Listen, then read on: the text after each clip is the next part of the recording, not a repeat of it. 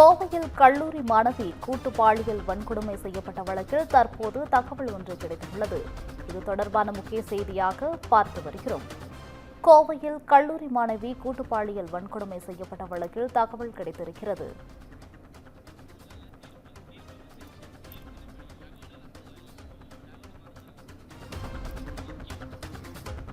கோவை மகளிர் நீதிமன்றத்தில் ஆஜர்படுத்தப்பட்ட மூவரும் குற்றவாளிகள் என தற்போது தீர்ப்பு வழங்கப்பட்டு இருக்கிறது.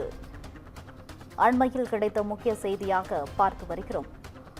கோவை மகளிர் நீதிமன்றத்தில் ஆஜர்படுத்தப்பட்ட மூவரும் குற்றவாளிகள் என தீர்ப்பு வழங்கப்பட்டு இருக்கிறது.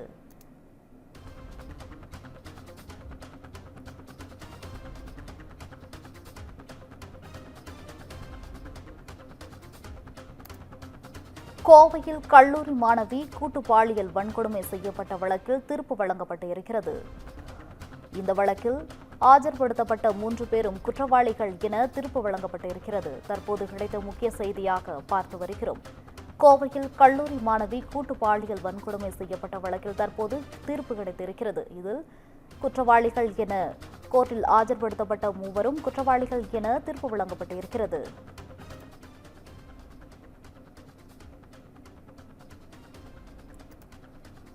கோவையில் கல்லூரி மாணவி கூட்டு பாலியல் வன்கொடுமை செய்யப்பட்ட வழக்கில் தற்போது தீர்ப்பு கிடைத்திருக்கிறது.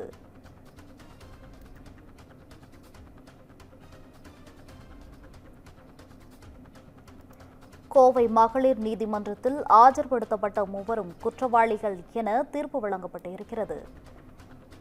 மாணவி வன்கொடுமை வழக்கில் 3 பேர் ஆஜர்படுத்தப்பட்ட நிலையில் அந்த மூவரும் குற்றவாளிகள் என தீர்ப்பு வழங்கப்பட்டு இருக்கிறது. கோவை மகளிர் நீதிமன்றத்தில் மாணவி வன்கொடுமை தொடர்பாக 3 பேரை ஆஜர்படுத்தப்பட்ட நிலையில் அந்த மூவரும் குற்றவாளிகள் என தீர்ப்பு வழங்கப்பட்டு இருக்கிறது. இதுகுறித்த கூடுதல் விவரங்களுடன் இணைகிறார் எமது செய்தியாளர் ஞானசேகரன் அவர்கள். வணக்கம் ஞானசேகரன், கூடுதல் தகவல்களை பகிரலாம். வணக்கம் கோகிலா. கோவையில் கல்லூரி மாணவி கூட்டு பாலியல் பலாத்காரம் செய்யப்பட்ட வழக்கில் குற்றவாளிகள் 3 பேர் தற்பொழுது பலத்த பாதுகாப்புடன் கோவை மகளிர் நீதிமன்றத்தில் ஆஜர்படுத்தினார். இதில் மதுரையைச் சேர்ந்த 21 வயது இளம்பெண். இவர் கோவை விடுதியில் தங்கி தனியார் கலை கல்லூரியில் முதுநிலை 1ஆம் ஆண்டு படித்து வருகிறார். இவருக்கு கோவை ஒண்டிப்புதூர் பகுதியைச் சேர்ந்த இருசக்கர வாகன உதிரிபாக விற்பனை கடை நடத்தி வரும் 25 வயது மதிக்கத்தக்க இளைஞர் இடையே பழக்கம் ஏற்பட்டது. இந்நிலையில் கோவை பீளமேடு விமான நிலையம் பின்புறம் விருந்தாவன் நகர் பகுதியில் உள்ள காலி இடத்தில் கடந்த ஆண்டு நவம்பர் மாதம் 2ஆம் தேதி இரவு 11 மணி அளவில் காருக்குள் அமர்ந்து பேசிக் கொண்டிருந்தனர். அப்பொழுது அங்கு வந்த 3 பேர் காருக்குள் இருந்த இருவரையும் வெளியே வருமாறு மிரட்டியுள்ளனர். அந்த கும்பல் நடவடிக்கையை கண்டு அச்சமடைந்த அவர்கள் தப்பிச் செல்ல முயன்ற போது இதை தடுத்த அந்த கும்பல் காரை தடுத்து நிறுத்தி அறிவாளால் கண்ணாடியை உடைத்து கதவுகளை திறந்துள்ளனர். பின்னர் அந்த இளைஞரை தலையில் உள்ளிட்ட பல்வேறு இடங்களில் வெட்டி தாக்கியுள்ளனர். பலத்த காயமடைந்த அவர் அங்கேயே மயங்கி விழுந்துள்ளார். இதையடுத்து அந்த பெண்ணை தூக்கிச் சென்று அறிவாளை காட்டி கூட்டு பாலியல் வன்கொடுமை செய்துள்ளனர். இந்த சம்பவம் தொடர்பாக பீளமேடு காவல்துறையினர் விசாரணை நடத்தி சிவகங்கை மாவட்டத்தைச் சேர்ந்த சகோதரர்களான சதீஷ் என்ற கருப்பசாமி, கார்த்திக் என்ற காளீஸ்வரன் மற்றும் அவர்களது உறவினர் குணா என்ற தவசி ஆகியோரை துடியலூர் அருகே கீரநத்தம் பகுதியில் பதுங்கி இருந்த போது துப்பாக்கியால் காவல்துறையினர் சுட்டு பிடித்து கைது செய்தனர். பீளமேடு காவல்துறையினர் 8 பிரிவுகளின் கீழ் வழக்கு பதிவு செய்து விசாரணை நடத்தி வந்தனர். கோவையில் பரபரப்பை ஏற்படுத்திய இந்த வழக்கு விசாரணை அனைத்து மகளிர் நீதிமன்றத்தில் துரிதமாக விசாரணை நடைபெற்றது. நீதிபதி சுந்தரராஜன் இந்த வழக்கு விசாரணை நடத்தினார். 50 பக்கங்கள் முதலில் குற்றப்பத்திரிகையானது தாக்கல் செய்யப்பட்டது.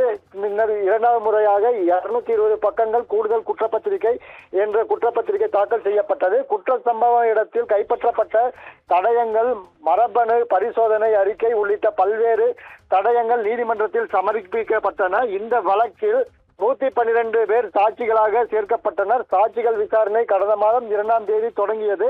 கல்லூரி மாணவியின் ஆண் நண்பரான மாணவியின் தாய், காவல் அதிகாரிகள் உட்பட பலர் சாட்சிகள் அளித்தனர்.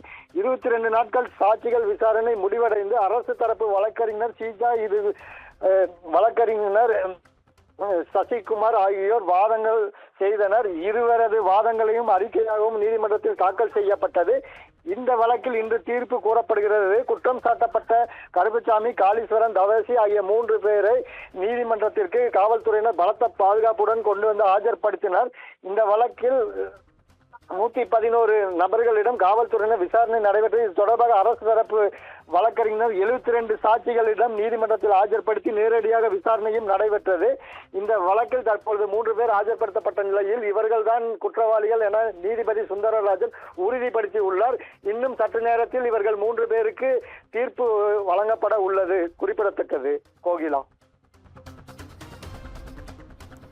விவரங்களுக்கு நன்றி ஞானசேகரன்.